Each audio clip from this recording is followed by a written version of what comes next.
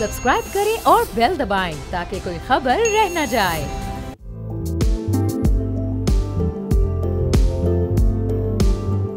अस्सलाम वालेकुम, मैं और बाब जहांगीर, आप देख रहे हैं प्रोग्राम व्यापार। और जो इस वक्त इंटरेस्ट रेट है उसमें जिस हिसाब से कमी की गई है तो बिज़नेस कम्युनिटी हमारी इस वक्त इस 2.5% की कमी के बाद कोई ख़ास मुतासर नज़र नहीं आ रही, बल्कि एक तरह से इस 2.5% की कमी को नाकाफ़ी और इस वक्त रिजेक्ट कर दिया गया, चूँकि हुकूमत के पास ये वक्त था कि तकरीबन 5 से 5.5% की कमी इस वक्त एक्सपेक्टेड थी। जिस तरह से इन्फ्लेशन रेट हम देख रहे हैं कि रोज़ाना की बुनियाद पर नीचे जा रहा है, तो उसी तरीके से इस इंटरेस्ट रेट में भी कमी की तवक्को की जा रही थी। लेकिन बहरहाल जो 2.5% की कमी है इसके अब असरात सामने आना शुरू हुए। स्टॉक मार्केट ने आज एक बार फिर ग्रो किया, जो कि पिछले 1-2 हफ्तों से एक बड़ी अच्छी पोजीशन में आ चुकी है और रोज़ एक नया रिकॉर्ड कायम कर रही है। अभी भी 91,000 और 92,000 की सतह के करीब ये रोज़ाना पहुँच रही है। तो ये एक बहरहाल एक अच्छा फैक्टर है। लेकिन आज से कोई 5-6 साल पहले हम देखें तो 2018-2019 का जब ये आगाज़ था तो उस वक्त के इंटरेस्ट रेट सिंगल डिजिट में हुआ करता था और 7.5-8% के दरमियान ये हुआ करता था। और 2019 में पहली बार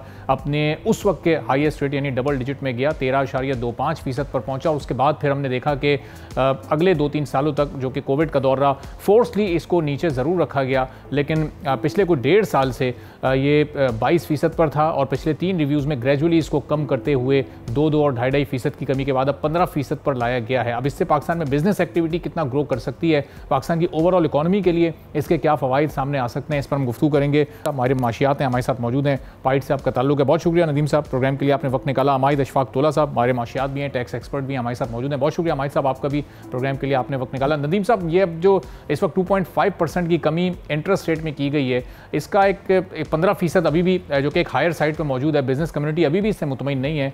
इसको कहाँ तक होना चाहिए इन्फ्लेशन रेट के मुताबिक, और इससे अभी बिजनेस एक्टिविटी क्या कुछ ग्रो कर सकेगी, हमारी इकॉनमी कुछ स्ट्रेंथन हो सकेगी इस डिसीजन के नतीजे में? देखिए जी, मैं बहुत बारी टीवी पे कह चुका हूँ और तहकीक में मौजूद है, इंटरेस्ट रेट का इन्वेस्टमेंट से कोई ताल्लुक नहीं है। पहले तो ये हम दिमाग से निकाल दें। ये एक बड़ा अच्छा लगता है कहना कि इंटरेस्ट रेट से ताल्लुक है इकोनॉमी का। इकोनॉमी को जादू नहीं है कि एक इंटरेस्ट रेट नीचे करो आप ऊपर चला जाएगा, ये कोई तराजू नहीं है। जो इकोनॉमी को रुकावटें हैं वो रुकावटें तो हमने ख़त्म नहीं की। आपकी जो बिजली का निज़ाम है वो बहुत सत्यानाश है, उसमें अभी भी बहुत सारा खसारा है और पिछले 40 साल का खसारा जो है वो हम कीमतों पर डाल रहे हैं। एक मिस गवर्नेंस है पूरे निज़ाम में, जो रेगुलेशन का इतना बड़ा बोझ है, जो कि सारा वक्त आप ब्यूरोक्रेट्स के कमरों में चक्कर लगाते रहे और काम कोई नहीं होता, सिर्फ चक्कर लगाते रहे, फाइल बढ़ाते रहे, वो बहुत बड़ी बात है। मार्केट मुल्क में कोई नहीं है।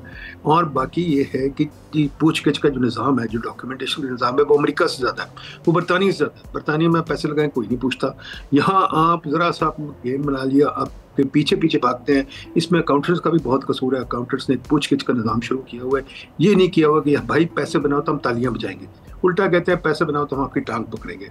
तो इस निज़ाम में इंटरेस्ट रेट का क्या रोल है मुझे तो समझ नहीं आती। बाकी ये इंटरेस्ट रेट अगर बिजनेसमैन ये चाहते हैं कि उनको पैसा मिल जाए आराम से और 3 दफ़ा वो डिफ़ॉल्ट कर बैठे फिर डिफ़ॉल्ट करेंगे, तो उनसे ये मैं बार बार पूछता हूँ, फिर दोबारा पूछता हूँ, तोला साहब शायद बता दें कि ये लोग क्यों नहीं स्टॉक मार्केट को यूज़ करते। जब आप स्टॉक मार्केट कहते हैं, हमारी स्टॉक मार्केट पिद्दी सी है, मैं बार बार कह चुका हूँ, पिद्दी स्टॉक मार्केट है, छोटी छोटी कंपनी है और वो भी कंपनी अपनी जो स्टॉक है वो नहीं बेचना चाहती, इंटरेस्ट लेना चाहती है। तो मेरा ख्याल इस पर हमें बड़ी अच्छी और गहरी डिबेट चाहिए, जो हमारे मुल्क में होती नहीं, सिर्फ आप लोग कहते हैं इंटरेस्ट रेट गिरा दो। Thank you. ठीक है, तो चलें मैं ज़रा वापस आता हूँ नदीम साहब की तरफ। तो अमाइद साहब, ये इस वक्त जो ये कमी सामने आई है, ज़रा बिजनेस जो जितने भी बिजनेस कम्युनिटी है उनकी डिमांड थी कि 5-6% अगर इसको कम किया जाए, उससे बिजनेस एक्टिविटी कैसे जनरेट हो सकती है, इंडस्ट्रियलिस्ट को क्या फ़ायदा पहुँच सकता था, क्या हमारी एक्सपोर्ट्स पर भी उससे कोई फ़र्क पड़ सकता है, चूँकि इंटरेस्ट रेट का बराह रास्त हमारी इकॉनमी से कोई ताल्लुक नहीं है, नदीम साहब कह रहे हैं। जी बिस्मिल्लाहिर्रहमानिर्रहीम, थैंक यू वेरी मच। देखिए, हमने तो पिछली मॉनेटरी पॉलिसी कमेटी मीटिंग में ही बोला था कि जी हमारा ये व्यू था कि पिछली एमपीसी में ही ग्राउंड था कि आप जो है 4 से 5.5% के दरमियान इंटरेस्ट रेट में कमी ला सकते हैं। उस वक्त भी ये लोग जो है मॉनेटरी पॉलिसी कमेटी में इन्होंने रिडक्शन कम करी थी। आज के हिसाब से भी रिडक्शन जो है मेरे हिसाब से कम ही है। अभी तक 15% पे इंटरेस्ट रेट पे सर कोई बिजनेस या कोई इकोनॉमी ऑपरेट नहीं कर सकती। बोरोइंग कॉस्ट जहां जिस मुल्क में इतनी ज्यादा हो उधर बिजनेसेस ऑपरेट कर ही नहीं सकते। और जहां तक बात है कि जी देखें, ये अब इंटरेस्ट रेट नीचे आ रहा है इससे, और इन्फ्लेशन भी जाहिर है 7.2 या 7% जो आई है, अब इससे हमें देखना पड़ेगा कि ये जो रेवेन्यू कलेक्शन है एफबीआर की, इस पे भी इम्पैक्ट आएगा, क्योंकि जाहिर है इंटरेस्ट रेट जब कम हो रहे हैं तो जो प्रॉफिट ऑन डेट है वो भी कम हो रहा है, उस पर जो विदहोल्डिंग टैक्स है वो भी कम चार्ज होगा। रिजल्टेंटली जो एफबीआर का इस सेक्शन के तहत रेवेन्यू एक टारगेट है, बजट होता है, उसमें भी आप देखेंगे कि उस रेवेन्यू जनरेशन में भी कमी आएगी। और अभी हम ऑलरेडी देख रहे हैं कि 2-3 महीनों से एफबीआर के रेवेन्यू शॉर्टफॉल होता जा रहा है। सही। तो अब नदीम साहब, ये हम देख रहे हैं एफबीआर की परफॉर्मेंस के एक बड़ा आपने टारगेट तो सेट कर लिया 13,000 अरब का, लेकिन हर महीने हम कोई 100 अरब, 90 अरब, 80 अरब का यहाँ शॉर्टफॉल देख रहे हैं। तो प्लानिंग बाद में होती है हमारे यहाँ, इम्प्लीमेंटेशन पहले हो जाती है। अब ज़ाहिर कोई मिनी बजट लाया जाएगा और इस शॉर्टफॉल को पूरा करने की कोशिश की जाएगी। जो पहले से टैक्स पेयर्स हैं उन्हीं पर मजीद इसका बोझ बढ़ाया जाएगा, क्योंकि नए लोगों को तो हम उस नेट में आते या उस तरह से मुतारिक होते नहीं देख रहे हैं कुछ दीगर सेक्टर्स को। जी जी, एफबीआर की तो हर बार ही टारगेट फिक्स करते हैं, बेमानी साहब फिर हम होते हैं, पर खर्चों को हम देखते नहीं। कल पता चला हेलीकॉप्टर कोई 1 बिलियन खर्च हो रहा है, गाड़ियाँ आ रही हैं 10 बिलियन की सिंध में गाड़ियाँ आ रही हैं, हमारे खर्चे बढ़ी जाते हैं, हम टैक्स रेवेन्यूज को चेस करता है। मुझे तो इकोनॉमिक्स जो मैंने सीखी थी, ये इकोनॉमिक्स नहीं सीखी थी। जो इकोनॉमिक्स सीखी थी, अभी जो नोबेल प्राइज मिला है एसएमओग्लू, रॉबिन्सन वगैरह को, वो कहते हैं खुदारा अपने स्ट्रक्चर पे तो गौर करो, अपनी इंस्टीट्यूशन पे गौर करो। उस पर हम नहीं गौर करते हैं, हम रेवेन्यू करते हैं। अभी कल हमने एक रिपोर्ट लॉन्च की और हमने कल उसको डिस्कस किया। जो कैप्टिव गैस पावर प्लांट्स जो ये कर रहे हैं खत्म, IMF को प्रॉमिस कर दिया जनवरी 1 से खत्म हो गए, इनको समझ ही नहीं आ रही नुकसान कितना है। बगैर सोचे समझे हम साइन कर देते हैं, फिर हम नुकसान करते हैं। कल ही आपने जो रिपोर्ट लॉन्च की उस पर पता चला अब हमारे कोई 32 गीगावाट एक्स्ट्रा एनर्जी आ रही है, जो कॉन्ट्रैक्ट हमने साइन किए हुए हैं। क्यों साइन किए किसी को नहीं पता। कासा 100,000 पे क्यों हमने साइन किया किसी को नहीं पता। ईरान गैस पाइपलाइन पे क्यों साइन किया। देखिए, अगर आपने ब्लाइंडली चलना है और सिर्फ यही करना है, टैक्स जीडीपी रेशियो इकट्ठा करो, वो करो और इंटरेस्ट रेट नीचे गिराओ, ये बच्चों वाली बातें छोड़ दें। एक स्ट्रक्चर पे इकोनॉमी चलती है। इकोनॉमी ऐसे नहीं चलती इंटरेस्ट रेट नीचे करो, ऊपर करो, नीचे करो, ऊपर करो। लेकिन अमेरिका की इकोनॉमी एक डिफरेंट इकोनॉमी है, वहाँ सब ये चीजें खत्म है। रेगुलेशन ये नहीं है कि आप लेते फिरें, मुसीबतों में फंसे। वहाँ मार्केट चल रही है, स्टॉक मार्केट 150% ऑफ जीडीपी, यहाँ तो 5% ऑफ जीडीपी है। तो ये चीजें आप ठीक नहीं करना चाहते। आप सोचते इंटरेस्ट रेट ऊपर नीचे करने से कुछ हो जाएगा या टैक्स रेट ऊपर करने से नीचे कुछ हो जाएगा। ये सिंपल अकाउंटिंग ट्रिक्स हैं, इससे कुछ नहीं होता। तो नदीम साहब, ये जिस स्ट्रक्चर की आप बात कर रहे हैं, जिस स्ट्रक्चर पर इकोनॉमी चलती है, ज़ाहिर वो स्ट्रक्चर तो यहाँ मौजूद नहीं है। उसके लिए तो बहुत बड़े बड़े रिफॉर्म्स की ज़रूरत है, और माजी की हुकूमतें या इस हुकूमत की कहीं कोई ऐसी बड़े रिफॉर्म की इंटेंशन भी हमें नज़र नहीं आ रही। ये छोटे छोटे रिफॉर्म्स को तो प्लान करते हैं, उसको भी सही तौर पर इंप्लीमेंट नहीं कर पाते। तो कोई ऐसा प्लान आपके पास मौजूद है कि कहाँ से रिफॉर्म का सिलसिला शुरू करें और कहाँ ये जाके एंड होगा? सर, इस पे मैंने प्लानिंग कमीशन भी एक रिपोर्ट निकाली थी, पास भी हो गई थी NEC से, ब्यूरोक्रेट्स ने नहीं किया उस पे काम। इस पे बहुत सारी बातें हो चुकी हैं, हम 10 दफ़ा इस पे काम कर चुके हैं, बातें कर चुके हैं। आपके पास जो सरकारी निज़ाम है, जो ब्यूरोक्रेसी पे चल रहा है, कॉलोनियल निज़ाम पे चल रहा है, वो मॉडर्न ज़माने में चल नहीं सकता। उस पर हर कोई फेल कर गया, हर किसी ने ट्राई किया, वो रिफॉर्म नहीं होता। हमारे जो पॉलिटिशियन हैं उनके हाथों में, या इवन जर्नल उनके हाथों में खेल जाते हैं। मसला ये है, हमें मॉडर्नाइजेशन की तरफ जाना है, और आप लोगों को सही सवाल पूछने हैं, एंकर्स को, आप लोगों को सवाल पूछने के भाई ये क्यों नहीं रिफॉर्म होता, इंटरेस्ट रेट नीचे जाने से कुछ नहीं होता। और इस मॉडर्नाइजेशन की इब्तिदा कहाँ से होगी? ये ऑल्टरनेट ब्यूरोक्रेसी का जो ये निज़ाम है, इसका फिर ऑल्टरनेट है क्या आपकी नज़र में नदीम साहब? इसका निज़ाम बड़ा सिंपल है जी। आप ये इम्तिहान ख़त्म करें, इनके PS की जो मोनोपोली है ख़त्म करें। आप इनके घरों और प्लॉटों का निज़ाम ख़त्म करें। ये जो ज़ाया निज़ाम करते हैं, घर, प्लॉट, गाड़ी, ये ख़त्म करें और इनको मॉडर्न तरीके से अच्छी तनख्वाह दें, और बाहर से अंदर से जहाँ से बंदे ले सकते हैं ले, और एक मेरिट पे काम चलाएं। मेरिट यहाँ होता कोई नहीं, मिनिस्टर साहब अपनी मर्जी के बंदे लगाते हैं या कोई अपनी मर्जी के बंदे लगाते हैं, वो निज़ाम ख़त्म होना पड़ेगा। मेरिट पे लोग हैं, तो मेरिट कैसे नदीम साहब, उसके लिए मिनिस्टर का भी तो मेरिट पे होना ज़रूरी है ना। यहाँ हम देखते हैं कि जो मिनिस्ट्री है, जो पोर्टफोलियो जिस मिनिस्टर के पास होता है, उसकी रेलेवेंट एक्सपर्टी नहीं होती। वो तो सिर्फ पॉलिटिकल बुनियादों पे अपनी पार्टी का एक मेंबर होने की बुनियाद पे उस मिनिस्ट्री पर बैठा हुआ होता है। आप 100% ठीक कह रहे हैं, आप 100% ठीक कह रहे हैं, पर जब हम मीडिया को खबर देते हैं कि भाई ये हो गया, तो मीडिया वाले हंसते हैं, कहते हैं ये तो नहीं हम कह सकते, हाय हमारी भी मजबूरी है। अगर मीडिया अपना रोल नहीं प्ले करती और फिर कहती कि मैं थर्ड सेक्टर हूँ, फिर गलत बात है। मीडिया को भी रोल प्ले करना चाहिए, मिनिस्टरों से सवाल पूछने चाहिए।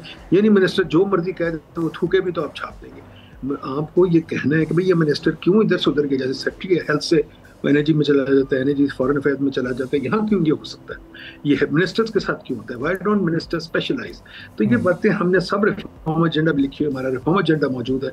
अब बताइए, अगर आप लोग नहीं रिपोर्ट करेंगे, अगर हम इस पर तल्ख डिबेट नहीं करेंगे, अगर हम इंटरेस्ट रेट पे बैठे रहेंगे, टैक्स रेवेन्यू बैठे रहेंगे, तो ये चीज तो नीचे से खराब है। इस लाइक एक कैंसर रिडन बॉडी है, उसको आप टेम्परेचर या पल्स से मेजर कर रहे हैं। पल्स और टेम्परेचर एक हद तक चीज बताता है, कैंसर के नीचे से नहीं पता होता।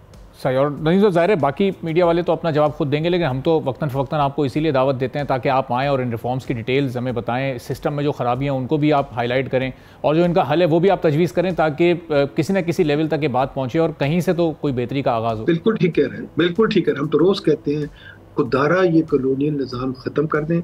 कौन से मुल्क में मुझे बताएं ये होती है हाउसिंग कॉलोनीज, ये इसकी ब्यूरोक्रेसी की या जजेस की? कौन से मुल्क में जुडिशल हाउसिंग कॉलोनी होती है? कौन से मुल्क में डीएचए होता है? कौन से मुल्क में वापडा और सुई गैस और सबकी कॉलोनीज होती है? ये फरसूदा निज़ाम है जो हमें बेड़ा गर्क कर रहा है हमारा। इसको ख़त्म करें। कौन से मुल्क में है जहाँ आपको फ्लैट्स नहीं लेने देते? ये जो तमाशे हैं इनको ख़त्म होने दें। कौन से मुल्क में गाड़ियों का निज़ाम ये है कि जनाब सेठों के हाथ में गाड़ियाँ, मैं गाड़ी क्यों नहीं इम्पोर्ट कर सकता? कौन से मुल्क में टैरिफ्स इतने ऊंचे होते हैं कि जहाँ मैं कुछ भी नहीं ले सकता? तो ये बहुत सारी बातें हैं जो करने वाली हैं, उनको करने वाले। अगर आप सोचते हैं इंटरेस्ट रेट से काम ठीक होगा, नहीं होगा। ठीक है, तो अमाई साहब, एक तो ये बहुत बड़े पैमाने पर जिन रिफॉर्म्स की नदीम साहब बात कर रहे हैं ये कितने चैलेंजिंग हैं, और किसी भी हुकूमत के लिए, मौजूदा हुकूमत की बात करें या माजी की हुकूमतों की बात करें, और फिर इसके साथ साथ जो छोटे रिफॉर्म्स चाहिए होते हैं जो उस वक्त के सिस्टम को, स्ट्रक्चर को, इकॉनमी को चलाने के लिए ज़रूरी होते हैं, क्या उन पर भी आपको प्रॉपर अभी काम होता नज़र आ रहा है? देखिए, मैं नदीम साहब की बात से बिल्कुल अग्री करूंगा। आपको ही पता होगा, आपके शो में भी मैं 2 या 3 दफ़ा बोल चुका हूँ, आरआरएमसी की एक रिफॉर्म्स की रिपोर्ट मौजूद है, इंटरिम रिपोर्ट थी, फाइनल रिपोर्ट ऑथर करने का मौका नहीं मिला आरआरएमसी को, बट उसमें काफ़ी हद तक स्ट्रक्चरल चेंजेस, स्ट्रक्चरल रिफॉर्म्स मौजूद है। रेवेन्यू मेजर्स भी हैं, सिस्टमैटिक रिफॉर्म्स भी हैं, एडमिनिस्ट्रेटिव रिफॉर्म्स भी हैं, टेक्नोलॉजिकल रिफॉर्म्स भी हैं। मगर मेरे ख्याल से शायद 1.5 साल हो गया है उस रिपोर्ट पे कोई खातिर ख्वाह अमल दरामद हुआ नहीं है। 3, 4, 5 रेवेन्यू मेजर्स बिल्कुल आउटगोइंग जो फाइनेंस एक्ट थी उसमें ज़रूर इम्प्लीमेंट हुए, अच्छी बात है, मगर बाय एंड लार्ज जो उसमें सिस्टमैटिक रिफॉर्म्स थे, जो एडमिनिस्ट्रेटिव रिफॉर्म्स वगैरह थे, वो सारी चीज़ें जो है वो नहीं हुई। टेक्नोलॉजिकल रिफॉर्म्स भी थे कि जी आप रिटर्न को मास्क करें एआई के थ्रू, एक प्रिलिमिनरी ऑडिट हो, ये सारी चीज़ें उसमें लिखी हुई हैं। ये सारी चीज़ें I don't see them getting implemented. और क्योंकि एक निज़ाम है, अब जाहिर है सर, रिफॉर्म्स हमेशा मुश्किल ही होता है। रिफॉर्म्स होते ही तब है जब एक एग्जिस्टिंग सिस्टम ब्रोकन होता है। अब उस सिस्टम के खिलाफ अगर आप रिफॉर्म्स करेंगे तो एक रेजिस्टेंस हमेशा आती है, जो कि आ रही है। और तो आपने देखा 2015-16 में भी एक टैक्स रिफॉर्म्स कमीशन बना था, उसकी रिपोर्ट में भी एज सच कोई इम्प्लीमेंटेशन नहीं हुई। उस वक्त भी निज़ाम ने फाइट बैक किया, आज भी निज़ाम हमें दिखता है कि वो फाइट बैक कर रहे हैं। जब तक हम एक पॉलिटिकल विल मौजूद नहीं होगी कि इस निज़ाम को बिल्कुल सही तरीके से हमें रिफॉर्म करना है, हाफ हार्टेड रिफॉर्म्स का कोई फायदा नहीं है सर। आपको रिफॉर्म करने, लेकिन हमारे साहब जब भी कोई एग्जिस्टिंग सिस्टम यहाँ पर डैमेज होने लगता है, ब्रोकन होता है, तो हमारी नज़र में, हमारी हुकूमत की नज़र में उसका एक ही हल होता है कि हम IMF के पास चले जाते हैं। फिर वो जो रिफॉर्म हमें बताते हैं उसमें से भी हम अपने मतलब के तो चंद एक छोटे छोटे रिफॉर्म करना शुरू हो जाते हैं, फिर वो टाइम पीरियड ख़त्म हो जाता है, फिर हम अगले प्रोग्राम के लिए अप्लाई कर देते हैं। तो ये तो एक साइकिल चलता जा रहा है, और ये 1 से लेकर हम 24वें प्रोग्राम तक पहुँच गए और धंसते चले जा रहे हैं अब एक तरह से हम।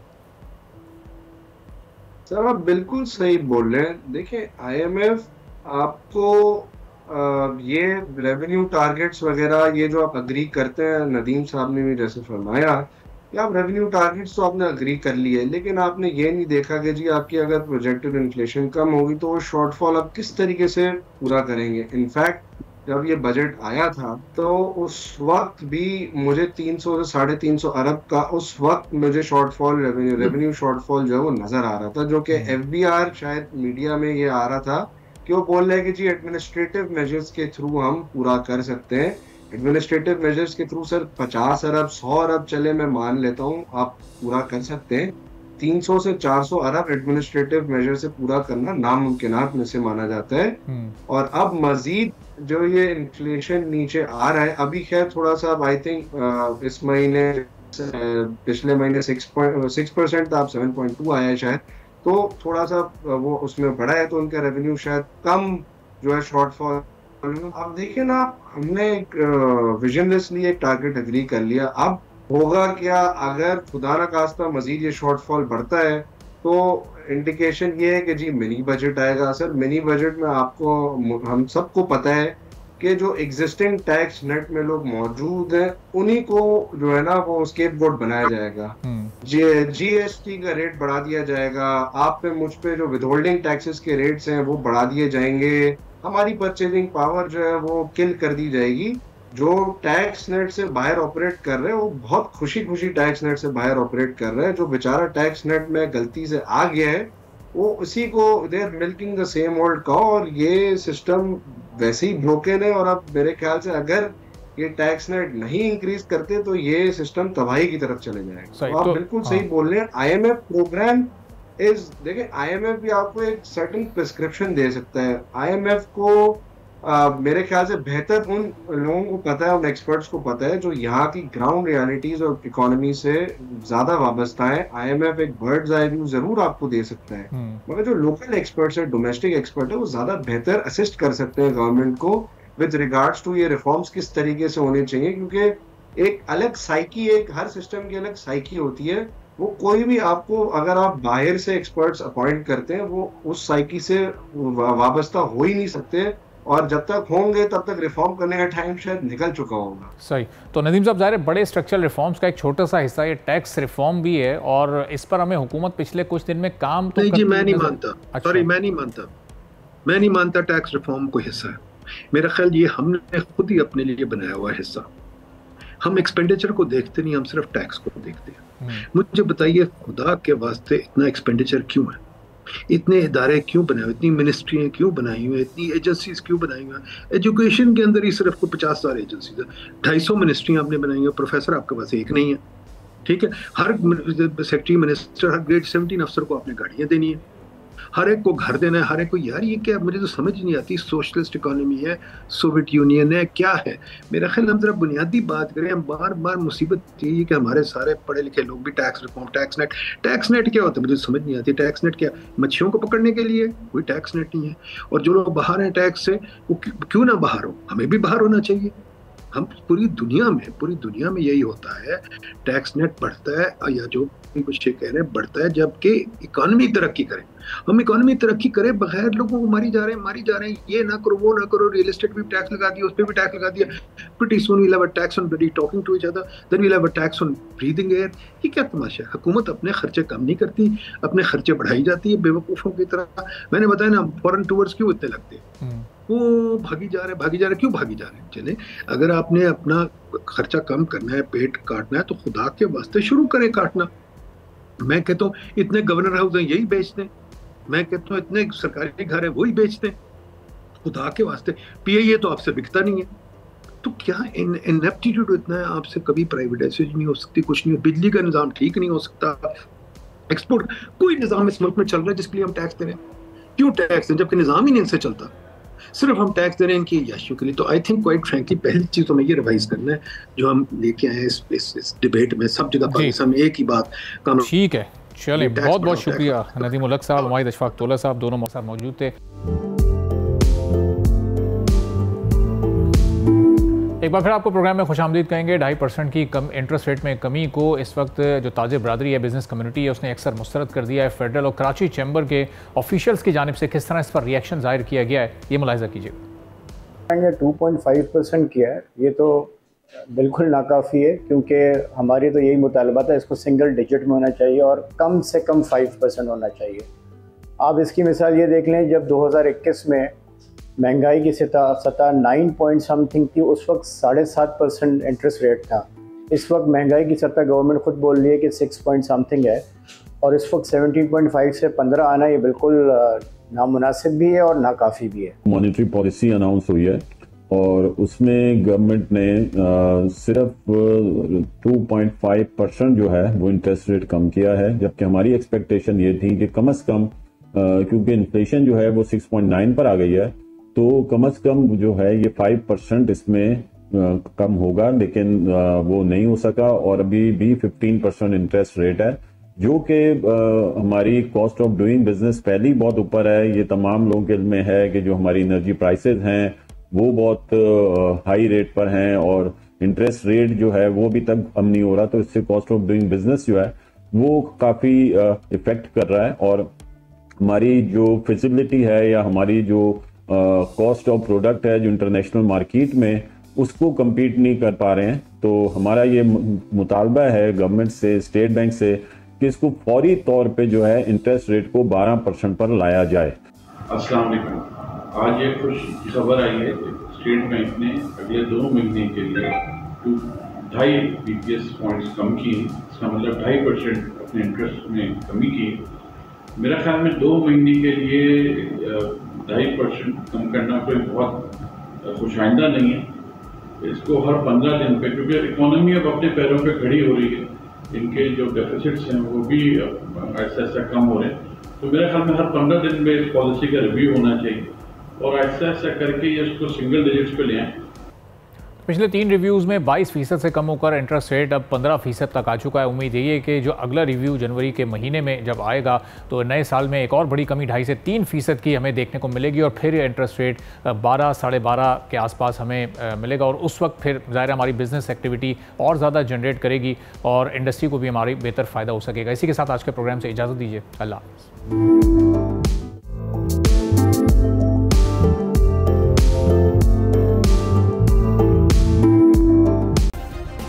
सब्सक्राइब करें और बेल दबाएं ताकि कोई खबर रह न जाए।